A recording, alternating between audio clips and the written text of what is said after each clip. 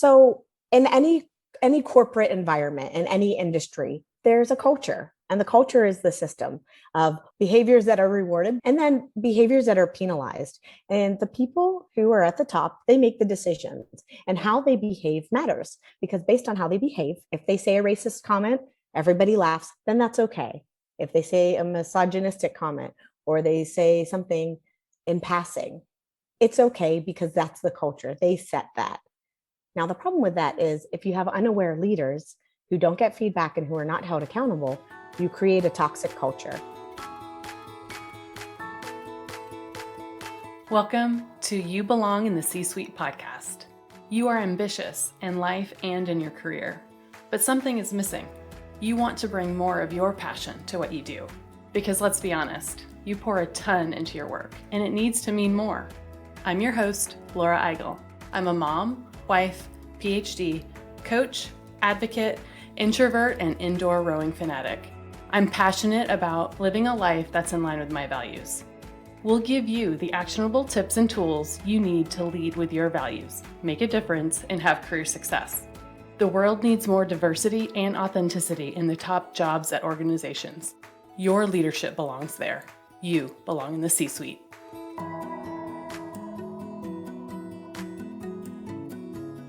If you've been listening to this podcast regularly, or if you know me well, you know I live a life and career aligned with my values, and I help others to do the same. Last weekend, I was out with a good friend. My leadership coach self can't help but ask my friends how their jobs are going. Work is such a big part of life, and there's so much change going on right now for everyone. After a long discussion, my friend called me a career therapist. It was the best compliment ever. No, I'm not a real therapist, but I can help you find career clarity, to give you clarity on what matters most. And that's why I've built the You Belong in the C-Suite group coaching program. In the 6-month program, I help you gain clarity on what matters most, create the action plan to get there, to reach career fulfillment, and lead as your authentic self. Here's what some of the program participants are saying. Because of this program, I've been more intentional about understanding my values and aligning my professional and personal life according to what I value most. I've also taken the time to deeply reflect on how I want to show up as a leader. This program has shown me that it's okay to make decisions that are truly in my best interests. I know that if I'm 100% true to myself, I can lead in more powerful and impactful ways. Another participant said, participating in this program helped me gain the clarity I needed on what was most important to me in my career. The exercises, reflections, and conversations with supported women have helped me to make a career change that I would not have otherwise made. The structured framework coupled with the dynamic dialogue allows for personalized experience in a group setting. Best of both worlds. If you are a high-achieving woman and want more fulfillment in your work, learn more at thecatchgroup.com. Apply to You Belong in the C-Suite group coaching program now.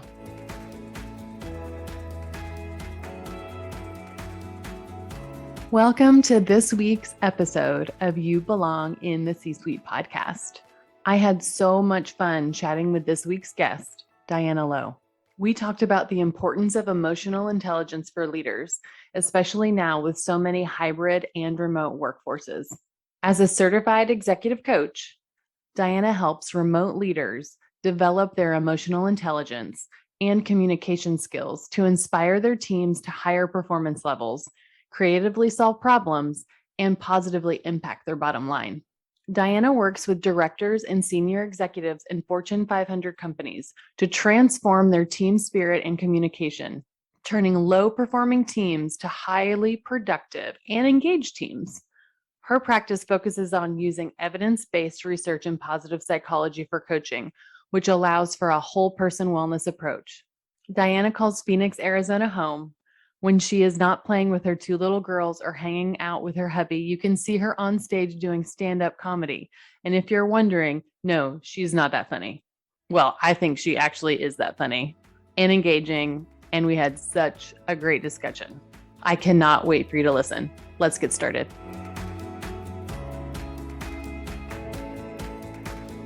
Well, I am so excited to welcome you to the You Belong in the C-Suite podcast. We hit it off in our first couple of conversations, and I just knew that this topic and you specifically are going to be just a great discussion.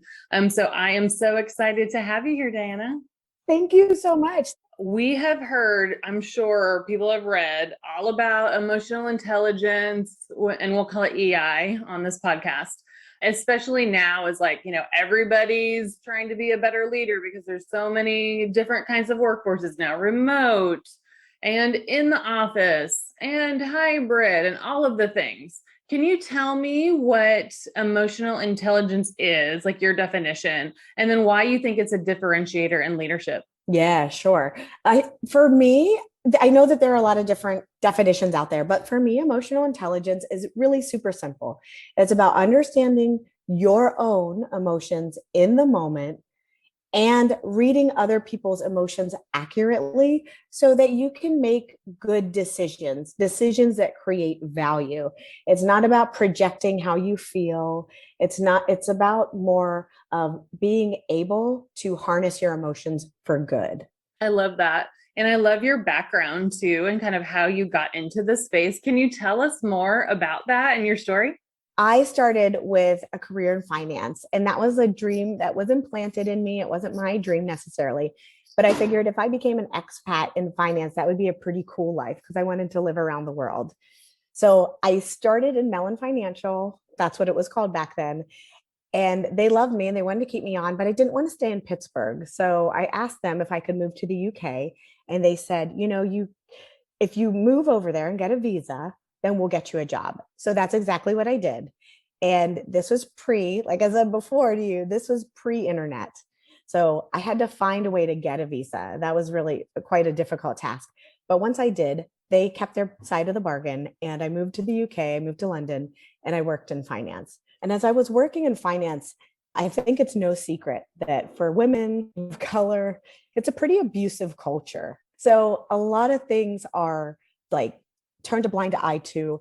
And during this really challenging part of my career where I just felt so beat down, I had to take time to actually figure out what do I want? And the problem that I was facing was bad management. Management that was not held accountable, management that had free reign to act and behave however they wanted. And so when I really took myself out of that environment, it caused me a deep depression actually. And I had to go away on 6-month leave to really repair myself, to recover from all the psychological abuse and the verbal abuse. And that was a really horrible time, but also a really good time because I realized in that time, I want to be a part of fixing this. I don't want to be a part of allowing this to be okay. And so that's really how my career and my meaning and my purpose started. Because from that point on, I did go back to that work because that was my chosen field. And I started to develop myself and I started to do things outside of work and started winning communication competitions and public speaking. And then I was like, you know what? This really jazzes me. This really makes me excited. And so from there on, I started a few companies, helping people network, helping people with their public speaking. And that's really how I got started. And that's where I am today. That desire to create really conscious and aware managers of how their behaviors affect people, it matters. So that's what I'm in the business of really solving that problem. I love that. And thank you so much for sharing your story. It's just so powerful. Like your own experience has guided you towards this completely different career to now make it better for other people so that they don't experience the same thing. I never want anyone to have it was horrible and toxic, honestly. And I don't fault the people who were doing it. It's the system. The system allowed for that. So I want to change that system. What do you mean by that? What do you mean by the system enabled it? So in any corporate environment, in any industry, there's a culture. And the culture is the system of behaviors that are rewarded and then behaviors that are penalized. And the people who are at the top, they make the decisions, and how they behave matters because based on how they behave, if they say a racist comment, everybody laughs, then that's okay. If they say a misogynistic comment or they say something in passing, it's okay because that's the culture. They set that. Now, the problem with that is if you have unaware leaders who don't get feedback and who are not held accountable, you create a toxic culture. So then the people that you bring in are essentially in alignment with that. So you're creating more people who are toxic, and the good workers and the people who are trying to do good by the business are pushed out. And that's a problem. It is a problem. And I mean, that was your experience. I've seen it as well in some of the cultures that I've worked in some of the clients that I coach. And you're absolutely right. It's this idea of what gets rewarded. The behaviors that get rewarded are modeled, and those are the things that just get repeated and repeated and repeated within that culture. And it's interesting, like the things that, a person goes into the culture and maybe they were a great leader, but then they see the behaviors that get rewarded and they potentially go the other way. You're absolutely right, because this is what I have with a couple of my clients right now, is that they don't subscribe to this because they're in finance. So they don't subscribe to this alpha male sort of burn the bridges, burn the bodies, get the job done sort of. Yeah. So it's really hard for them to show up authentically.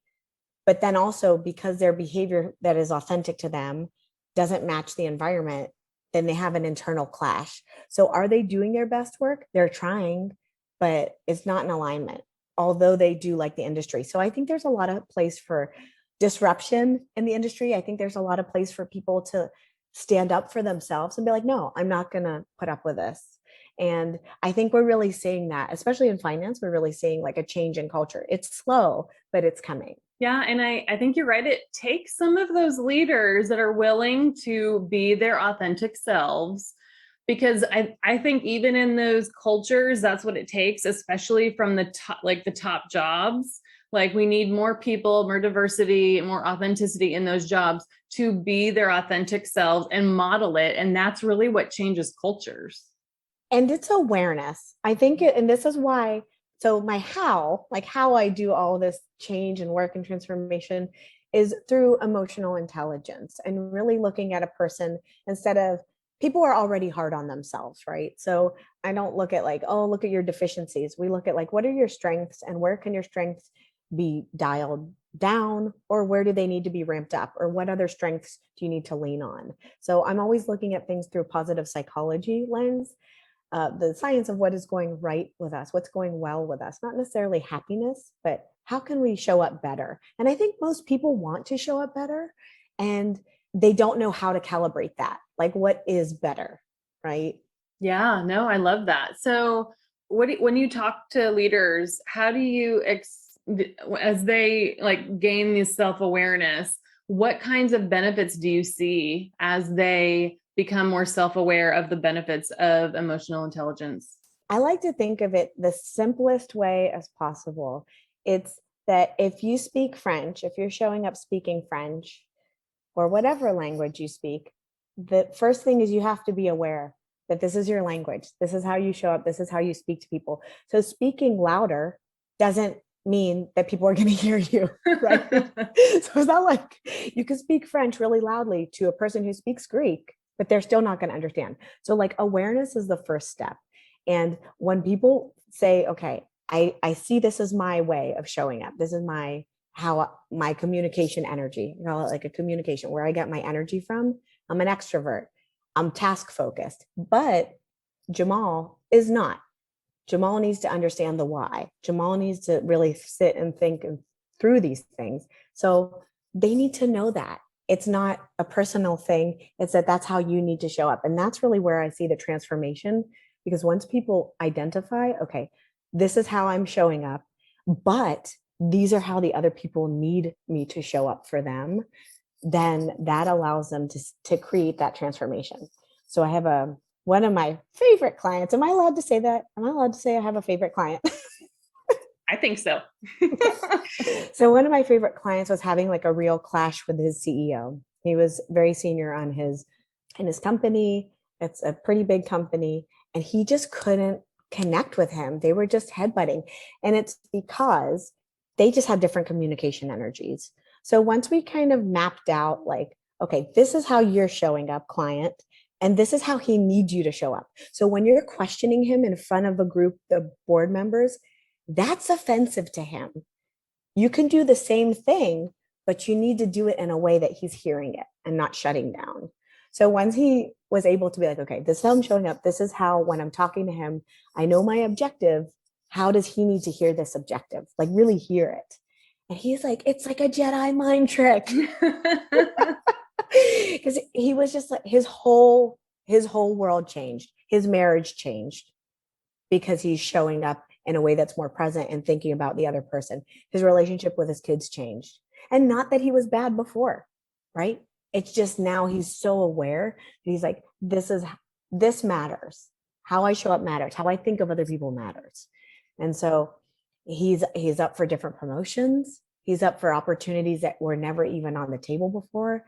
His team is shifting. And when he has conflict now, instead of going to self-preservation and thinking about himself, he goes, okay, this is how I'm feeling about it. He's naming it, right? But how are these other people feeling about it? And as a leader, how do I need to show up to show them I support them in this conflict, even if I don't agree? This is hard work, and this is not something that we're taught. Yeah. And it feels very intentional. What other behaviors? So I've heard you say self-awareness, putting yourself in the place of someone else. What other behaviors are highly emotionally intelligent leaders doing? Like, what are some of the other behaviors that they have that you've seen? This is like, there are so many articles about this. Emotional intelligence people do this and they do that. I think what it comes down to is, depending on the model you're looking at, depending on the different thing, it could be anywhere from 25 different competencies to 4 major categories to 42 different behaviors. I think the fact of the matter is, you said it yourself just now, it's intentionality. So we're intentionally taking the time to reflect on our behavior. And we're from previous generations, not this generation so much, but previous generations, we never sat down and thought about our emotions. We never sat down and thought, I'm feeling really sad and rejected at this moment, and sat with that and tried to understand it. Get on with it. Shut up and get on with it. That's what we were taught. So this is a whole new game for everybody. And what I see is emotionally intelligent leaders. They're really, how I kind of think of it, is contemplative. And it has nothing to do with their personality, but instead of reactive, they're responsible. They're able to respond. They're not quick to judgment. And even if they're outgoing or extrovert, they're still thinking like, okay, how am I showing up and what are people seeing of me? We can control that to an extent, right? And then what are these people around me thinking about? And what do they need to hear? So it's others awareness focus. It's thinking about, how am I controlling or working within this conflict and managing my own emotions? The number one bad behavior of an unintelligent person, leader, if you will, is blame. You're blaming other people about things going wrong. You're not taking ownership. That's not leadership. I feel like I answered the opposite of your question. No, I think that's so good. That's the opposite. I love it. So if you are trying to get better at emotional intelligence, what mistakes do you see people make as they try this new intentionality and all those kinds of things? What kinds of things is it? Like overthinking? Like what kinds of behaviors do people get tripped up? Emotional intelligence doesn't sit in a vacuum. You need other people to tell you. People don't get feedback and they go, well, I'm the most emotionally intelligent. Let me tell you about. But if you don't get feedback, because let me tell you, he wasn't present. He wasn't open. He wasn't showing interest in other people. He was disconnected. And that's an unproductive state of, or emotionally intelligent behavior, being disconnected. So he didn't show up authentically. He didn't show up genuinely. Productive states that people who are emotionally intelligent really show. They're present. They're inspiring. These are the behaviors that we associate with somebody who's emotionally intelligent. He is a great person. And I think if he worked on it, he'd be amazing. But I think when we proclaim, oh, I'm this, and it's humbling to hear how terrible you could be to somebody. I've done it with so many people around me to get feedback on all of my flaws and things and it's humbling. You're like, oh, I didn't know I came across like that. I love that idea of getting feedback specifically for this. Like people who are emotionally intelligent are seeking that out, right? They're seeking it out and they're probably doing it informally too. It doesn't have to be like this big formal thing. It helps when it's formal. And I say that because okay, I'll give you an example. Yeah, please. My my husband always tells me, you aren't listening to me. You aren't listening to me, right? This is husband-wife dilemma. And let me tell you, the only time I heard that is when I saw a report from all the people around me in a 360 way, and it had these metrics. I don't know what it is about metrics and people. And then I was looking at my behaviors towards him. We put him under boss. He was my boss under this exercise.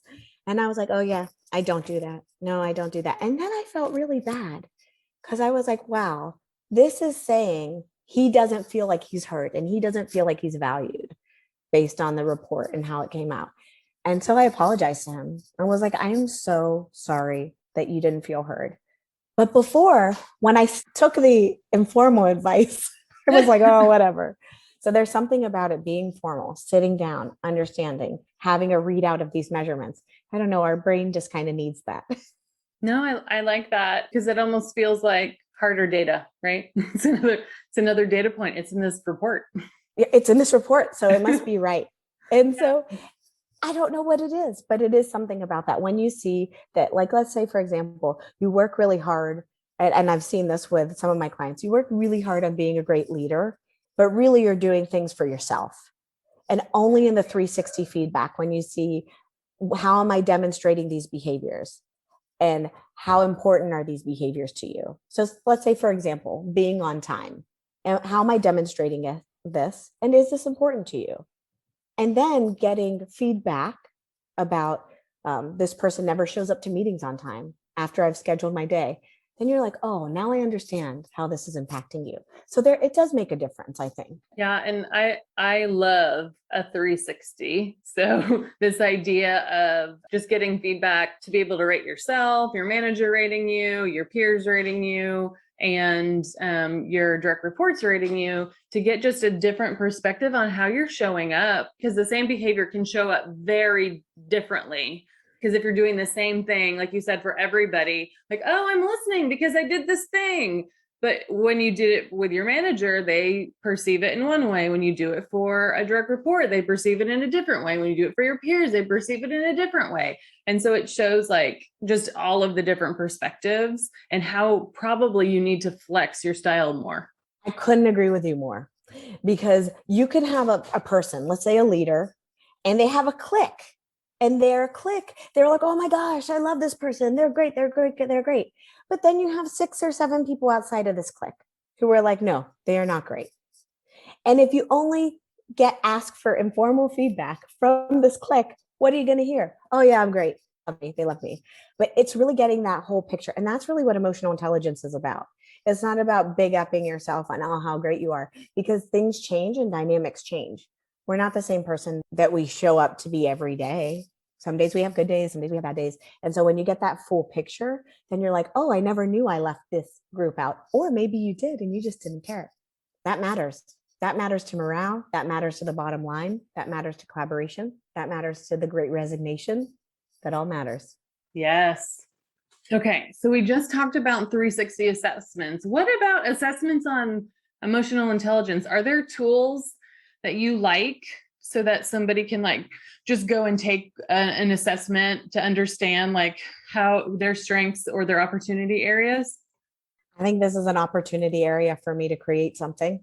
Oh, I think that's actually in the works. Yeah, because so here's the thing. Initially, I used to do self-assessments with emotional intelligence to kind of understand like how socially intelligent, but we have too many blind spots. And even though we're hard on ourselves, I think most people are hard on themselves, at least people that I work with every day, like leaders. They're like, oh, I'm not doing this enough, or I could be better, or, it's voices from authority from when they were a child. They have that hardness on themselves to an extent. Yeah. But at the same time, when we're doing an assessment, sometimes we're a little bit easy on ourselves. Always ask everybody how they're feeling. Yeah. I always take into account everyone's opinions. I also sometimes use the Institute for Social and Emotional Intelligence. I really like their tool as well. I use them for different things. And there are different models and different things that other people use. I think at the end of the day, any sort of tool that helps you become more self-aware, get a solid picture of your behavior and how it's impacting others, and a plan to actually change that behavior for the better, for the betterment of your family, your organization, whatever it might be. I think that is a good tool, because my first go-to tool, believe it or not, for emotional intelligence is DISC. Oh, yeah. Tell me more. Tell me more about it. And tell everybody what DISC is if they don't know already. So DISC is a tool that it has many different versions, but DISC simply is a tool that allows us to see our communication energies. So where do we get our energy from in terms of how we're connecting with people? Are we task focused, or are we people focused?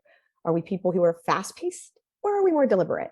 So I feel like once you understand how you're showing up, are you fast paced? And you would be fast paced and deliberate, but you would be fast paced and task oriented. Okay, now that we know this, let's see what EI looks like for you. And I think that's the simplest way. The other tools are great and really good for calibrating specific behaviors. And that's what I love, the pinpointedness. Not just like, oh, be nice to people, because being nice to people doesn't solve stuff. Creating value in a situation solves things. And a lot of the times, I'm sure you'll run into this. People go, oh, they're so emotional. They're so emotional. We're all emotional. And I think the people who say so emotional, they can observe that somebody is feeling something or they're showing it. And because they don't feel it or show it in the same way, for them, they're like, it's all them. But the science of emotion is that when something happens, it first hits our emotion center in our brain. So are we going to fight, flight, or freeze, right? Like, where are we going? How are we feeling about this? And then it runs through the rest of the filters. So it's really important to understand, what are we feeling? If I'm feeling threatened, I'm going to behave really differently. If my boss is like, he's threatening to take my job or layoffs or whatever, I'm going to show up differently. So that's why it's really important, our emotions and how we work in the workplace, especially in a remote environment. Ooh, tell me more. Tell me more. How is all of this, the pandemic has impacted everything, but just where people are working and where people are leading. And so can you tell me more about emotional intelligence and this remote and now hybrid environment? So number one, extroverts are really struggling. We always hear about the struggle of the introvert to be in the world and like be around people. Or empaths are loving this remote environment because they're able to more be in their own energy. Introverts are loving this environment, but extroverts are like, help me. And I need people. But I think what people are finding is that they might have initially thought they had a grip on this leadership thing, but in a remote environment, it's not that much different, in the sense that the behaviors of an emotionally intelligent leader still matter. How you show up still matters, but it's going to be in a slightly different way. It's just not going to be in a physical way. And I think there's a belief that people go, in order to really be a great leader, I have to be there. I have to be with you. I've heard so many leaders, top leaders at organizations say, we have to be back in the office because that's the only way our culture is going to survive, and how I can be a leader to my team, because then I can see them and I can be there. It's not true. I don't believe it. That's not my vein of belief, because I truly believe if you're a developed leader, if you've really worked on yourself, you really understand your goal is inspiration. How you're showing up matters. So if we can think of somebody who inspires us, Gandhi, he's passed on, but his feeling still lives. The best leaders, they transmit feelings. They don't transmit because they're there. And yes, that does matter. Don't get me wrong. I'm not saying that, but think about in India, so many people have gurus. They're not necessarily living next to the guru, but it's how they make them feel. It's what they make them believe. It's a whole ecosystem of feeling. And so leaders are really going to just have to dig a little bit deeper and in a different way in this hybrid and in this remote environment. But it's not something they can't do, but it is something they may not be able to do by themselves. And what are you finding that, is it more intentionality? Is it doubling down on some of those behaviors we've already talked about? I think a big part of it is the reflection. Because the reflection allows you to move forward. The reflection allows you to say, I didn't handle that well, or I did handle that well. How can I repeat that? Or what about that did I handle well? And where would I change it? And how do people feel about it? Without that reflection, you know this because you run a business, you have clients, you have a family. We are not at a lack of things to do. We are not at a lack of overwhelm. There's always something. There's always a new this or that, the other. The quiet times are the most productive times. And coaching and doing this work, it doesn't take a lot of time, but it does take the intentional energy like you were talking about earlier. We were talking. That's where all of these things happen, because that's when it goes like from the head to the heart. And the heart is the action. I always talk about the three brains, the head, the heart, and the gut. The gut will never steer you wrong. And the head thinks it's in charge, but really it's the heart that's in charge. Because if you really, truly, deeply don't like yourself, or you truly don't like other people or something there, it shows in your actions. And that's the heart. I love that so much. Well, I really appreciate our time together. It's just been so fun. And how can people get in touch with you? And how can we find more of you? Yes, thank you. You can find me on LinkedIn. I am always on LinkedIn. My profile is Diana E. Lowe, and it's a picture of me in a yellow shirt. So you'll find me and up there. I also have Blue Light Leadership, which is our company that focuses on educating, training, and coaching in emotional intelligence for remote and hybrid leaders. So my company has a page there. But really, I'm always on LinkedIn and I'm posting and I'm active. So if you also want to book a call or you want to talk about, like, maybe there's somebody, a leader who you feel is insensitive or lacking empathy, or perhaps you want your team to be more collaborative and you don't really know in this remote environment what to do, you can always book a call with me to talk through it. And my website is dianalowe.com. So really easy, my name. And you can book a call there and we can talk a little bit more about it. Awesome. Thank you so much for your knowledge and passion around all of this. I really appreciate you. And I hope you have a great rest of your day. Yeah, thank you so much. Thanks for having me.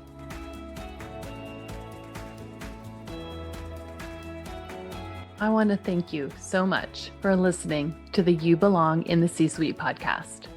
If you are enjoying this content, please remember to rate and review on Apple Podcasts. By leaving a review, you are helping others find this content. We will be featuring 5-star reviews on air in upcoming episodes. Editing and support for the podcast is done by S&E Podcast Management. To get more tips and tools to help you live a life guided by your values, go to thecatchgroup.com. Keep your boundaries and take care.